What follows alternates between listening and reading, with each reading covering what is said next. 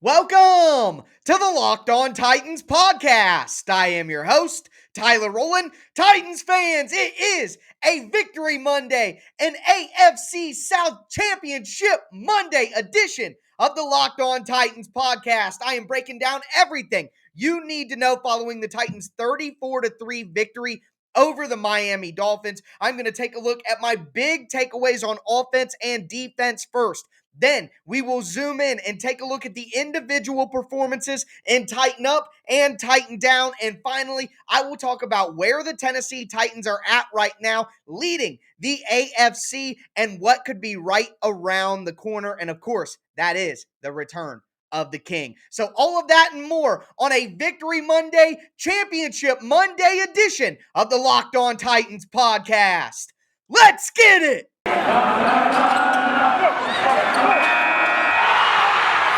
You are Locked On Titans, your daily Tennessee Titans podcast, part of the Locked On Podcast Network, your team every day.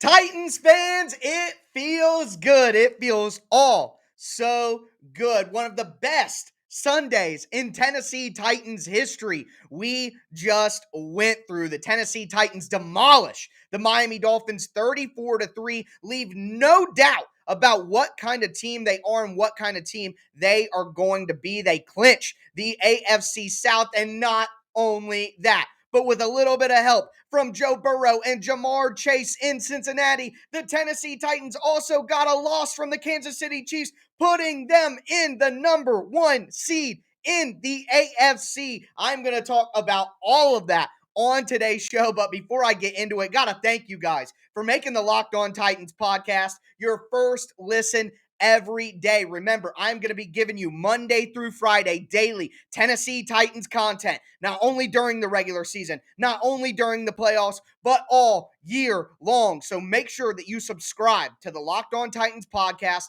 on whatever platform you do stream. Make sure you check out the podcast on video at the Locked On Titans YouTube channel. Subscribe over there. Smash that notification bell so you know when all of my content goes live. And if you're watching on YouTube right now, smash that like button for the Tennessee Titans clinching AFC South victory. Very exciting stuff. Also, you got to check me out on Twitter at Tic Tac Titans for all my film breakdowns. Can't listen to the podcast without checking out all the film content that I'm putting out on Twitter. Also, check out the show Facebook page at Locked On Titans Pod. Remember, wherever you listen to content, you will find the Locked On Titans podcast there, and always free. So with all that being said, time to dive into this game. Number one, on the defensive side of the ball, just completely choking any life away from the Miami Dolphins. The Titans held the Dolphins to 3 for 12 on third down.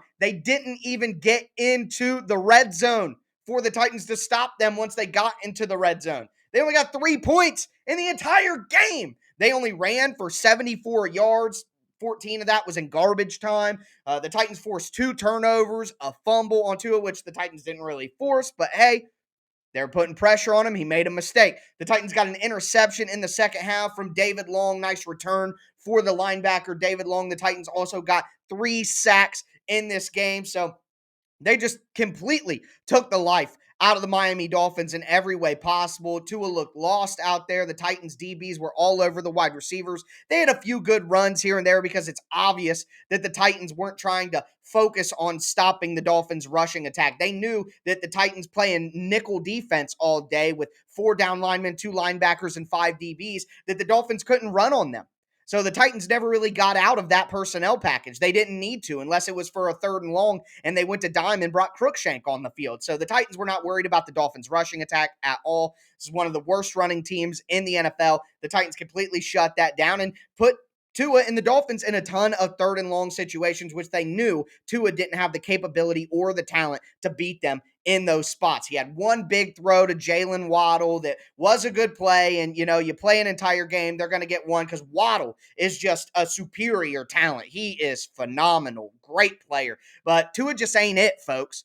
He's average at best. He's, as I said in my postcast, he's probably in that third tier of quarterbacks in the middle or at the end, probably somewhere between like 17 and 25 in terms of the top 32 quarterbacks in the league. And the weather played a part to help the defense as well, of course. And the Dolphins just weren't ready for that. On the offensive side of the ball, not amazing for the Titans at all times, as it hasn't been for most of the year. But of course, they're still without Derrick Henry, but maybe not for long. But in his stay, D'onta Foreman, just absolutely fantastic in this game. 120 rushing yards, had a touchdown. He was really just great. But the star of the day for me was the offensive line. The Titans ran for 198 yards. Tannehill was only sacked once. And remember, the Miami Dolphins had 45 sacks coming into this game, the most in the NFL by 6 sacks. They were ahead of the second place team. So this Dolphins defense is great, one of the best defenses in the NFL, and the Titans offensive line just pushed them around at will. And of course,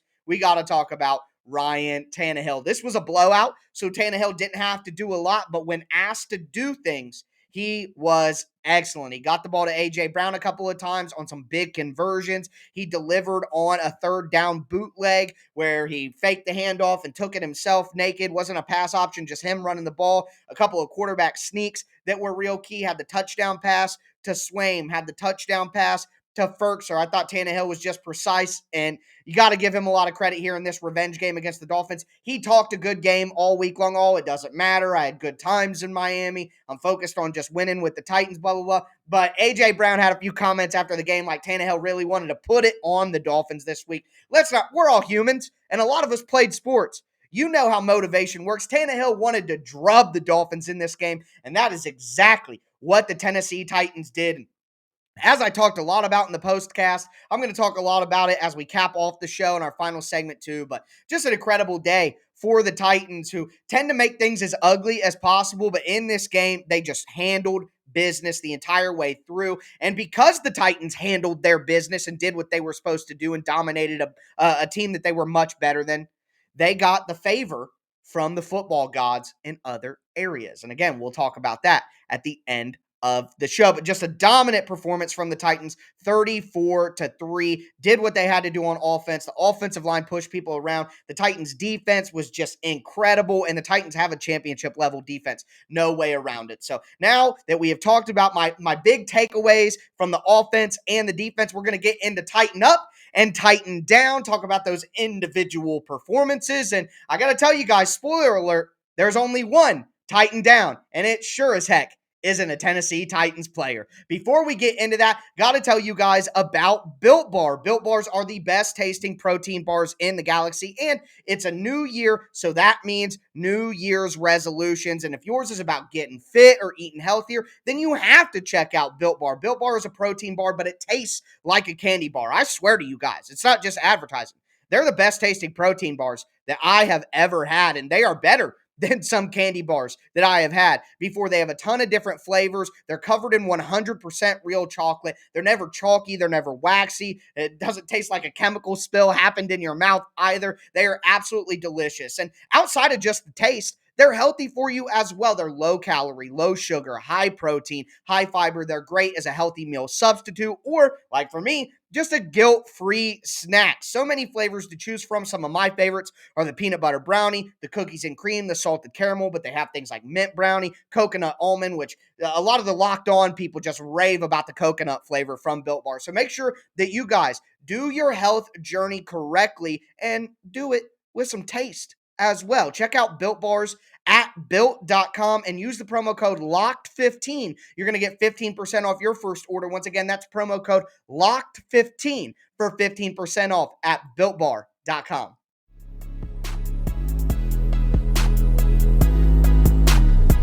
Titans fans, we are going to continue this Victory Monday, Championship Monday edition of the Locked On Titans podcast with Tighten Up and Tighten Down. Talk about the individual performances that stood out to me. Just talked about my big takeaways on offense and defense for the Titans. And remember, at the end of the show, we are going to take a look at a potential return for the King, talk about where the Titans are in the AFC, and just kind of recap everything that happened on Sunday. What a day for the Titans. But going into Tighten Up, Tighten Down, like I said, There's only one Titan down, and it's not a Titans player because I only got Titan ups for these Titans. Number one, Ryan Tannehill, the revenge game.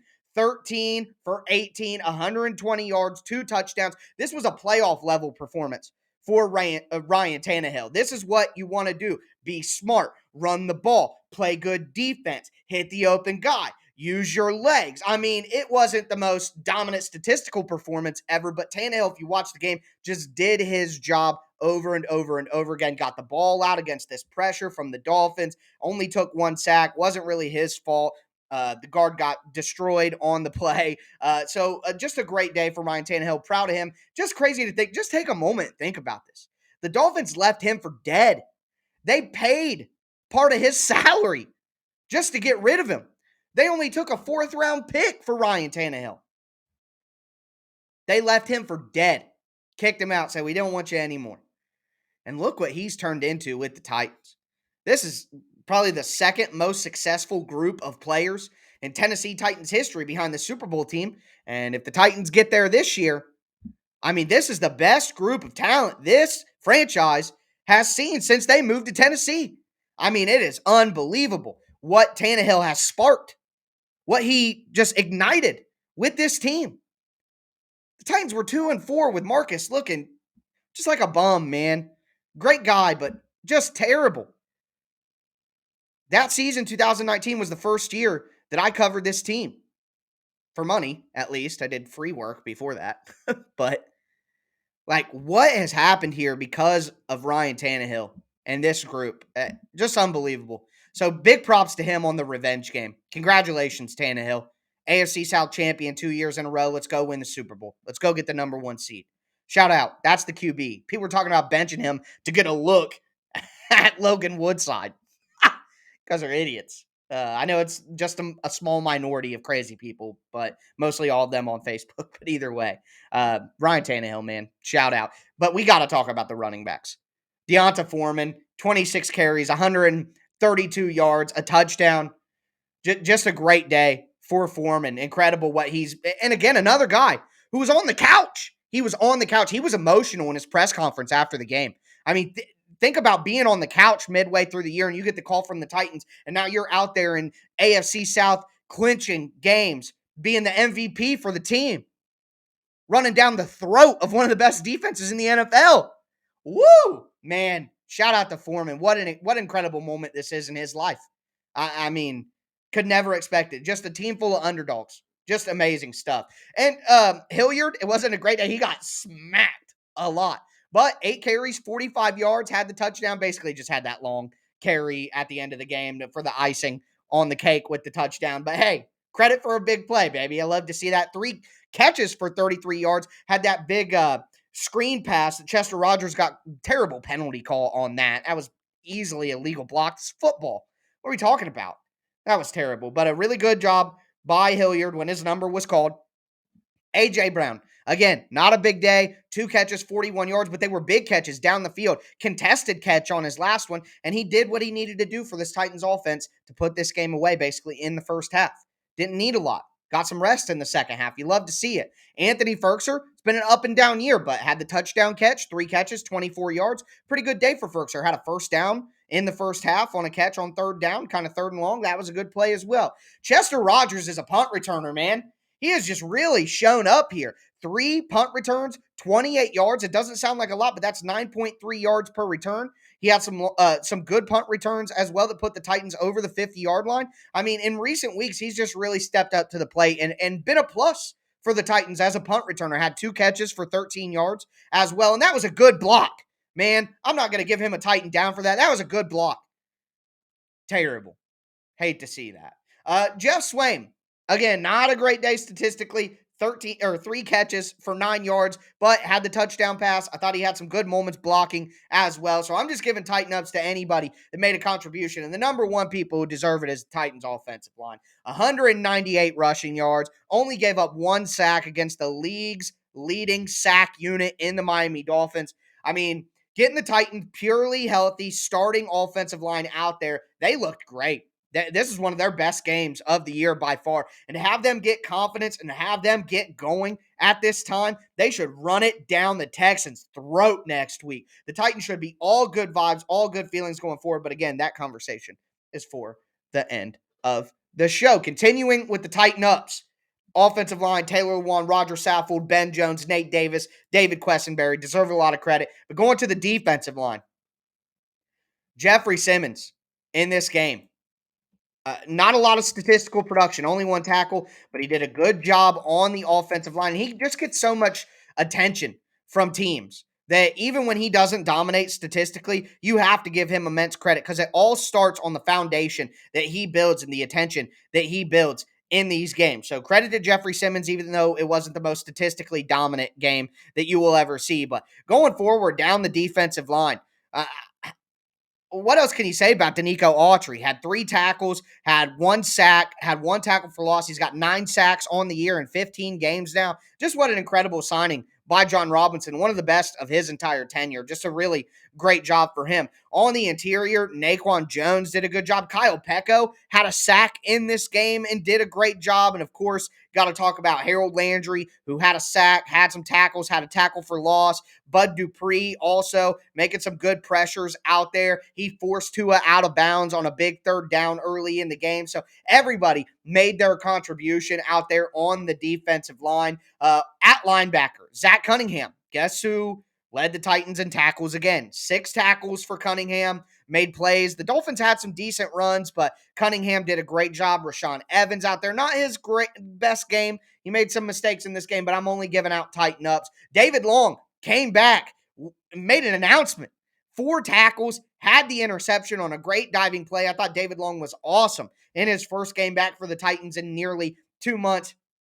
Got to talk about the secondary as well. The Titans played mostly nickel in this game. Jackrabbit Jenkins, they need to fix this on the NFL website. Jackrabbit Jenkins, 4 tackles, knocked away some passes. Amani Hooker had a good day, dropped the interception, but was making plays all over the field. I thought Christian Fulton had a phenomenal game. He was really good in this game. KB was all over the place. You got to give credit to Dane Cruikshank coming in there and playing against Gesicki. Only gave up a couple of catches. Let's check out Gesicki's stat line in this game. He only had 4 catches for 51 yards. He was their leading receiver, but again, that's not a great day. And with the Dolphins being down so much, they were throwing more than you would expect. So a great day from Dane Cruikshank, shutting that down. Jalen Waddle only had 3 catches for 47 yards. Got to give a lot of credit to Buster Screen and Elijah Molden, who were playing in the slot in this game. Molden didn't have a statistically great game either, but man, I just thought he was excellent in this game. Just a great day overall for everyone. And it's not just offense and defense. Special teams. I talked about Chester Rogers earlier with his punt return and how he's been playing. Had an 11-yard punt return that put the Titans in a great position across the 50-yard line. But also, Brett Kern and Randy Bullock. Bulletproof Bullock. 4 for 4 on extra points. 2 for 2 on field goals. Brett Kern, 4 punts. 3 of them inside the 20-yard line, including a 52-yarder. I mean, just a great day from the Titans all the way around. And like I said, there is one Titan down with all those Titan ups, and it is this massive zit on my nose. I'm really in the holiday spirit, a little Tyler the Red-Nosed Reindeer out here for you guys, but just wanted to say that's the only Titan down. Yep. That guy. That is the only Titan down that I could find on this excellent Sunday. And this Sunday was excellent for multiple reasons. And I'm going to tell you exactly why. We talked about my big takeaways on offense and defense, talked about the individual performances. Now, I want to talk about just the totality of what has happened in this Week 17 Sunday for the Titans, who not only clinched the AFC South, but sit atop of the AFC. Before we get into that, do want to tell you Titans fans about an incredible app that anybody who buys gas has to know about. It's called Get Upside. And right now, my listeners are making up to 25 cents off every gallon of gas every time they fill up. Just download the free Get Upside app in the App Store or on Google Play. Use the promo code TOUCHDOWN. That's one word, touchdown. And you'll get a bonus 25 cents per gallon off on your first fill up. That's 50 cents cash back. Don't pay full price at the pump ever again. Get cash back using Get Upside. Just download the app for free and use the promo code TOUCHDOWN to get up to 50 cents a gallon cash back on your first tank. Some people who drive a lot make up to $300 a month in cash back. And here's the thing, there's no catch. The cash back gets added right to your Get Upside account, and then you can cash out at any time directly to your bank account, PayPal, or to an e-gift card like for Amazon. Just download the free Get Upside app and use that promo code TOUCHDOWN to get up to 50 cents a gallon cash back on your first tank. That's promo code TOUCHDOWN on the free Get Upside app.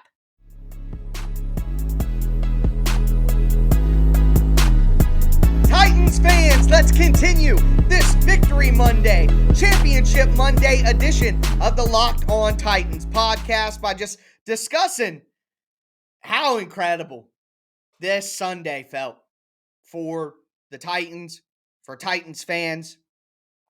It was just phenomenal. And I continue to say it, one of the best Sundays in Tennessee Titans history. Now, before we get into that, do want to thank you guys for making the Locked On Titans podcast your first listen every day. As for your second listen, check out the Locked On Bets podcast, hosted by your boy Q and handicapping expert Lee Sterling. They're going to give you daily picks, upset special, wrong team favored picks, Lee Sterling's lock of the day, all of that and more. Check out the Locked On Bets podcast on whatever platform you do stream, presented by betonline.ag.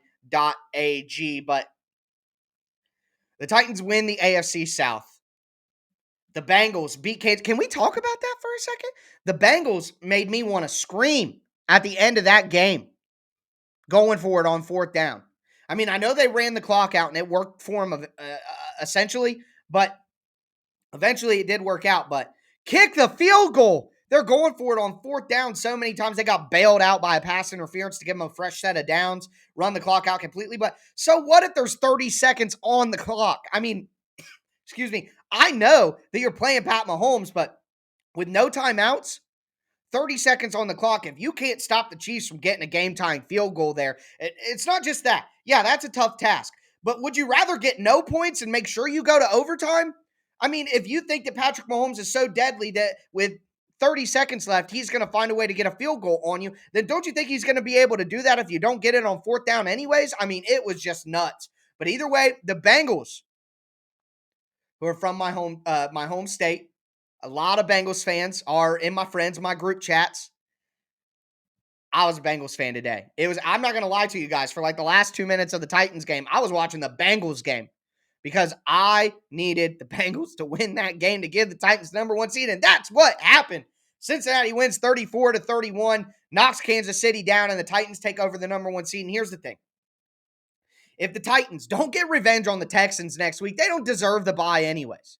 So I'm not going to pay attention to anything that needs to happen for the Titans to back their way in. They better go in there and crush Houston, just like they did to Miami this week. Even worse.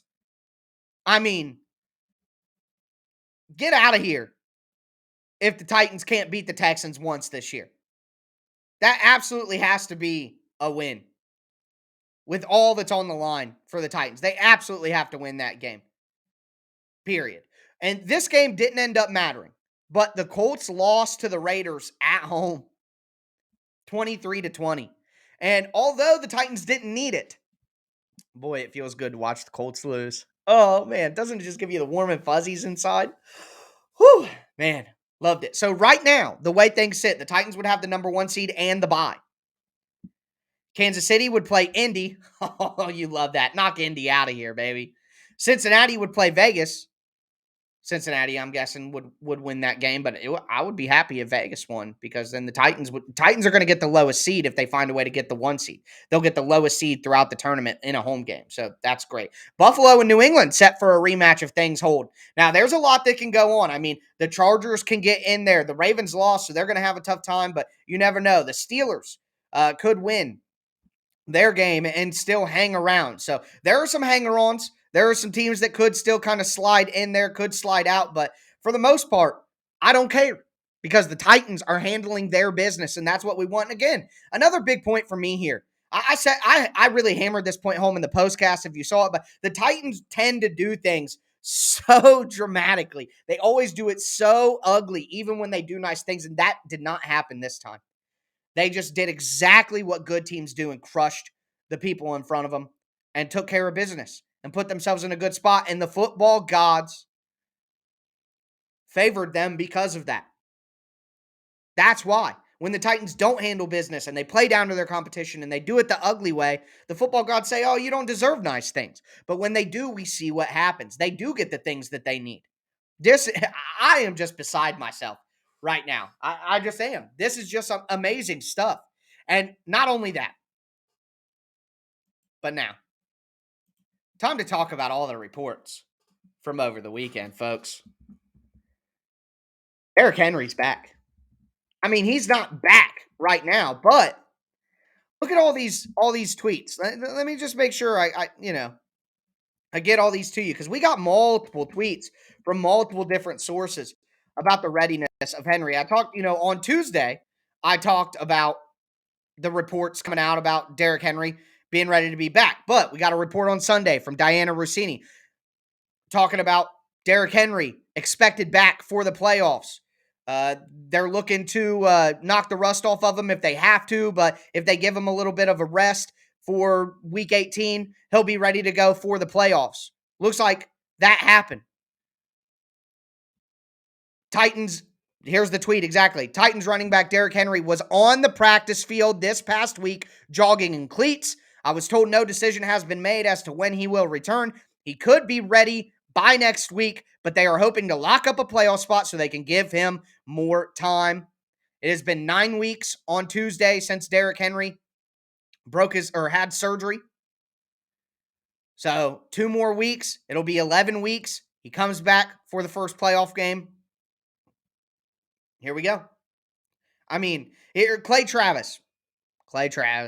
But it says, if the Titans beat the Texans next week, they officially lock. Oh, wait, I'm sorry. Reading the wrong tweets. I'm in a fever dream right now with everything going on. Okay. Happy New Year. This is from Clay Travis. Happy New Year. I'm told Derrick Henry is working out solo at the Titans facility full speed this week with no sign of any limp.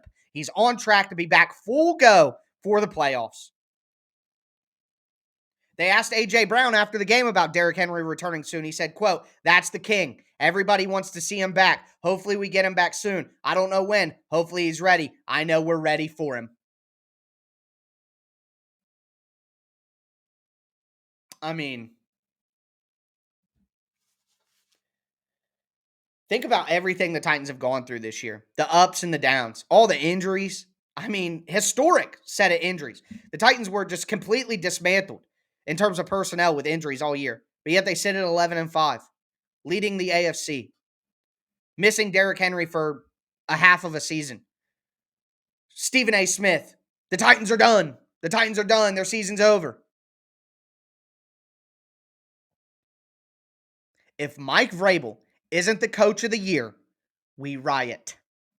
Period. He is by far the best coach in the NFL this season. He has coached his team better than any other coach the entire season. They've been without A.J. Brown a ton, without Julio Jones a ton, injuries on the offensive line. Bud Dupree missing a bunch of time. Tannehill getting drilled all year long. Poor guy hanging in there. I mean, missing his stars on offense all year. The injuries.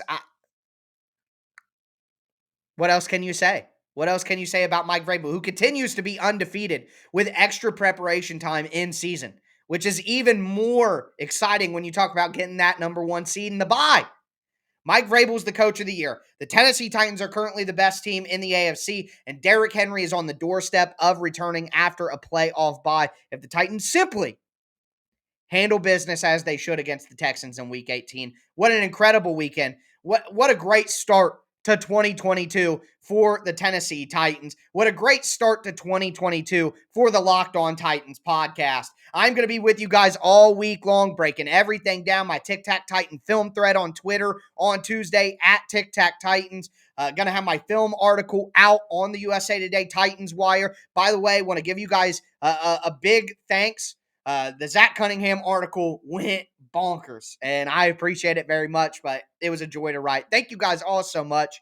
It's going to be a great 2022, ladies and gentlemen. The Tennessee Titans win the AFC South and now sit atop of the AFC after a 34-3 win over the Miami Dolphins. That's going to do it for me today, folks. As always, I am your host, Tyler Rowland, and this was Locked On Titans.